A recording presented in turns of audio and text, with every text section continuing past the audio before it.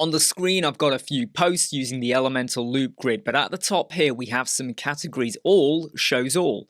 Family just shows family, climbing has one, and hiking has a few more. Now, how did I do that? This is not using the new beta Elementor post taxonomy filter. No, this is just using the tabs widget, which you can get in Elementor right now. Now, you do need to make sure Flexbox container and the nested settings are enabled in Elementor settings and go over to the feature tab.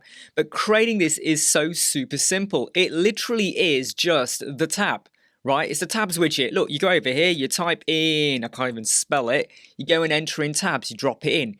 And then into each one of the tabs, so tab 1, you just go and drop in your post filter. This could be a product filter as well, by the way. It could be anything you want. You know, if you want to drop in individual images, you can do. I'm just going to, for simplicity, get rid of what I had in the all. So in my all, I have nothing. But I still have my loop grid in the family one. So how did I actually do that? So I'm going to show you now. If I just get rid of it from the family one as well and the all, I'm going to go over to my widgets and I'm going to go and drag in the loop grid like that.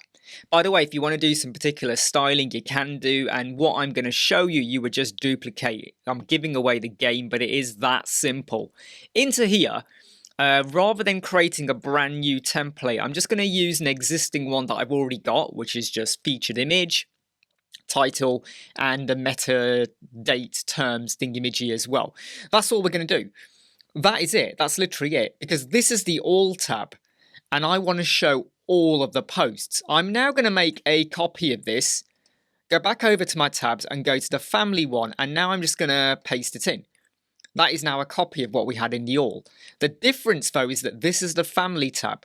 So you go down to where it says query, and over here I'm going to say include term and then change this to say family like that and pick it. And that's literally what I've done here. The climbing, if you go over to the loop grid and go to the query, is just the climbing category or term. And if you go to hiking, you click that, you go into query, that is now just the hiking one. So you could show multiple categories in here, depending on how you've stylized it.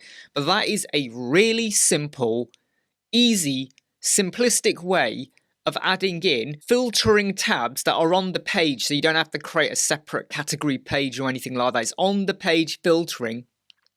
And you could do this with products as well. You could have multiple categories up here. So over here, I've just used the category. You might have like product color as well, or another name. You can be quite clever. And you can also go a step further. I'm going to copy this entire tab widget at the moment, the entire thing. And I'm now going to go over and I'm going to create a new tab and I'm going to call this what, like that. And I'm now going to paste into here the original one that I had. So let me now show you that. I mean, this is a bit of a bit of a silly way to do it because you don't want to overdo it with too many complications. All family, climbing, hiking, what, and now I have another nested set of categories inside of there. So you could go a step deeper if you wanted to. I wouldn't always recommend that because you are overloading the JavaScript now, but it could work for you. Hey, I'm Imran Web Squadron. I hope you like, subscribe, share and follow, and this was a quick and easy way of how to do some filtering with your loop grid and nested tabs. See you soon. Never break, always fight, never quit, do it right, play the game, win it life, have no shame, there's no time, feel the pain, live the grind, I could change, in my mind, pick a lane, commit and climb, the only way to win it life, I never miss, that's fact, taking big swings, bitch.